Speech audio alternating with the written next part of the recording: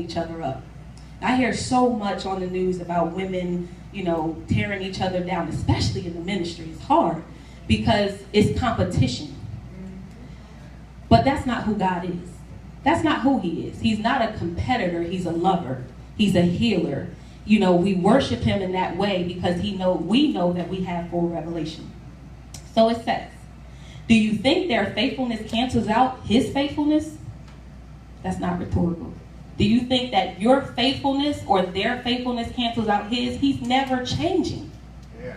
So because he's never changing, regardless of what the person next to you does or how, that should not change who you are. I'm going to give an example because I have a lot of my coworkers in here with me. Oh, my sister-in-law too. So get it out. We work in a hard environment. Amen.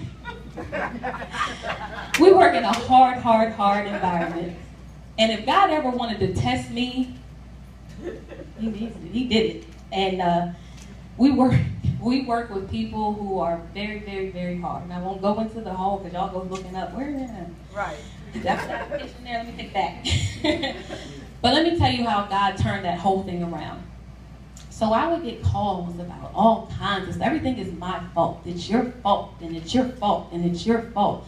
And I found myself taking on that anger, and I found myself taking on that negativity. I found myself taking on the unfaithfulness, and I found myself being in a position to where I was truly unhappy. And I realized that my focus had to change. It wasn't the fact that these people had to change. They are who they are. He just said it. It says, do you think their faithfulness cancels out, their unfaithfulness cancels out his faithfulness? When I realized that it doesn't, my focus had to change. When I realized that I'm planted here for a purpose, and it's really to make sure that people know who God is through my character. They can't know it by me telling them, shut up. Not that I've ever said that. But the point is that they need to know who God is. They need to be able to hang up the phone and say, who was that? You know? So I started putting it in practice. And I said, okay, God, I'm going to work this thing out.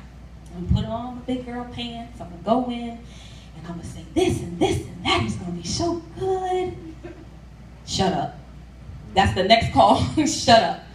And so I realized that every day is practice, study to show yourself approved.